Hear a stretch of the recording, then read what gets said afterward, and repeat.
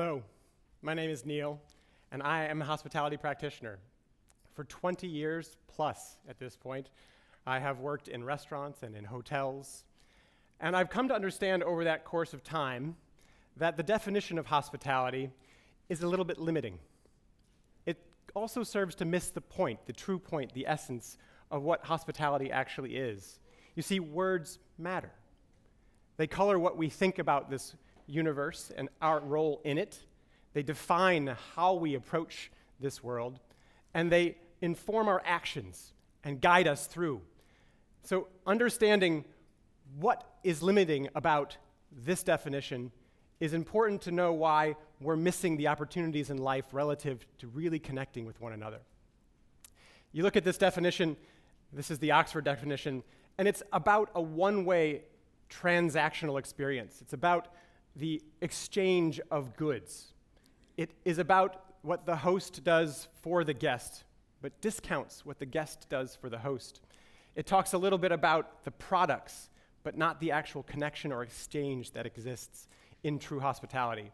And this definition is limited. If we go back to its root, we go back to the Latin origin, hospice, you see where hospice relates to guest, visitor, host, stranger, the idea that this word means more than just a transaction, more than an exchange. This word, and my favorite derivation of this word, hôte, is a great example of that. This word refers to both, to two different entities. As a French major in college, I became aware of this term, and it's stuck with me ever since. Hôte, H-O-T-E, means both guest and host. The same word. Ponder that for a moment. These are not separate words, not separate terms, not separate ideas. One word meaning the same thing. Now maybe you're thinking, that's the French term. The French, they're laissez-faire. They're always advocating for a 35-hour work week. They're not particularly interested in extra effort. I will cite 1,000 plus cheeses as an example counter to that point. We as Americans have created one cheese, and is it really cheese? No, in my study of French as a college student, they were keenly interested in the French in the mot juste, the right word, the just word. And this word is exactly that. It is just because it recognizes the interplay of a guest and a host. You cannot have a guest without a host. And you cannot have a host without a guest. You immediately have a host when there is a guest. And the relationship between the two, I like to think of this way. As a culinary student, I had to do an externship.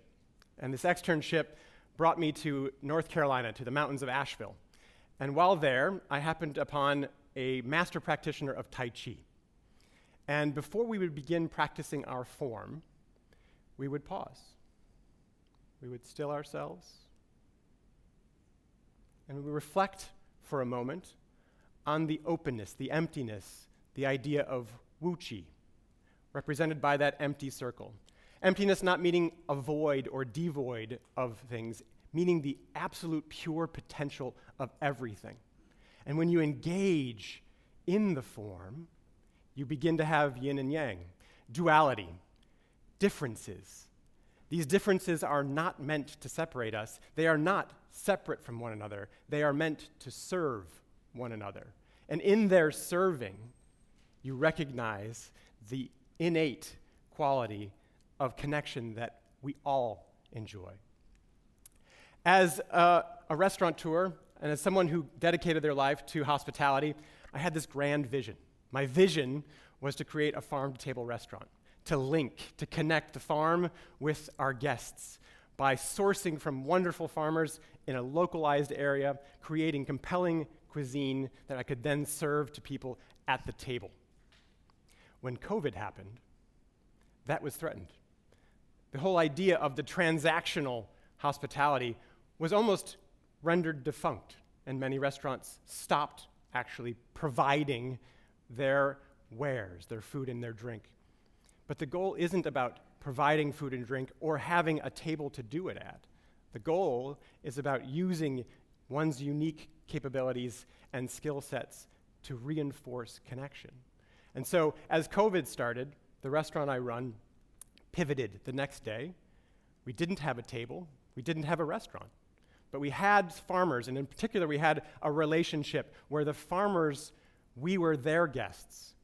We were charged with working with people like Dominic, who were producing product that we had committed to make use of.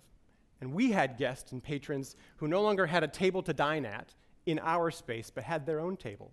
And so we've pivoted to figure out a way to make heat and eat meals and to-go options that very next day, maintaining that relationship. The quality of this experience engendered our guests to feel seen, and they, most especially, felt as they were patrons, they were also hosts, because they were taking care of my team, of our team. As restrictions began to lift a little bit, and we were allowed to let 25% of people in the restaurant, and then it became 50%, we opted to hold off for a period of time before we actually made a shift to transitioning our to-go operation back to the restaurant operation. And as we did that, we recognized the amount of people we could serve before was going to be shrunk. There was a great deal of folks who were not comfortable coming back into the restaurant for their own health and security or for the loved ones that they were trying to care for. And so we were not going to be able to serve those guests at a table. The table we needed was not in a physical space. It had to become one outside of our space. And this broadened my perspective on what hospitality and our reach might be. So we built these little platform areas with 3-sided market tents on them in 5 or 6 days, threw them up, and people flocked to them. It was a space for them to gather. We were physically separated and yet still connected, sharing an experience where we were their hosts and they were the guests, and in their patronage, they became the host of our efforts and of the farmers' products, and the continuum continued in a virtuous cycle. They were so popular that we doubled down and built more permanent structures, and these structures afforded us the ability to continue to serve and to reach our guests, to ply our craft in service of the farms that we represented and the guests that we could connect them with. These are now a hallmark, of course, of our dining experience and have proved to be wonderfully beneficial for our program. This wasn't the goal. This wasn't the vision. I had no idea that at some point in my life I'd be serving guests in a cabana. In fact, if you had asked me that, I would have told you I didn't want to do that. But the objective was not to have my table and my restaurant serve the way I wanted to. The objective was to connect and to use my skill set to reinforce that connection. I love wine.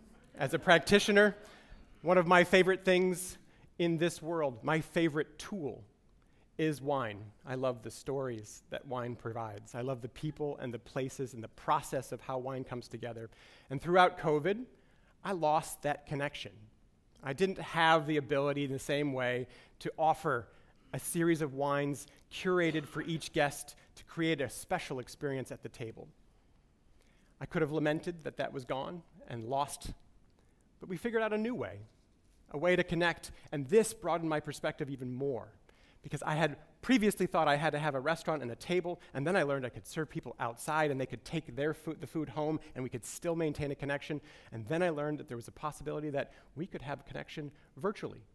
So we put wine in brown paper bags, and we gave these bags to people to take home, and they would join me on Thursday nights at 7 o'clock, and I would lead them through a deductive process of mystery wine blind tasting. So this mystery wine, we would work together, tasting it virtually. Someone in Alexandria, these wines made their way to New Mexico, to Canada, to Florida, and in so doing, these wines were brought by our guests, and then they became hosts of new guests, and the connection that we shared was meaningful. I hear to this day, at least a couple times a week, this exercise of the cabana, of the virtual tastings, maintained my sanity throughout the course of a very trying time, a time where we were physically separated and where we needed all the more the understanding that we could be connected. And the process of going through this, trying to figure out what the grape is, the place, and the vintage, sometimes we got right.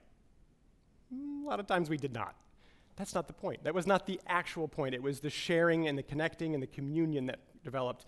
And more than that, the community that formed, a community that, from an impetus on our part, grew way larger than we could have expected. We still do this to this day. It's part of the most rewarding experiences of my life in hospitality. But I want you to know that hospitality doesn't necessarily relate to someone like me who does dispense food and drink. This is not the purview of just people in restaurants and hotels. Hospitality is for all of us to practice. Hospitality is about the acknowledgement of the connection that we all share. We are all parts of one. And those parts are meant to be of service to each other, each of us having a unique insight, a unique set of skills, a common ground that can be shared. And when it's shared and communicated back and forth through service, that is hospitality. So I ask you, what does it look like if you begin to view every occasion in your life as an opportunity to practice hospitality? How will that enrich your life and that of the others around you? All beings.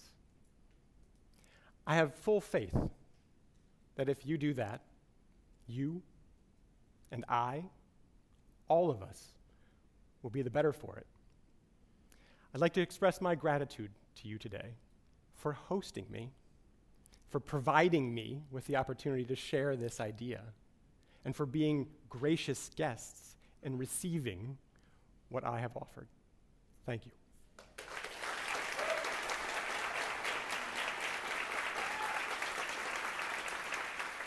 Thank you.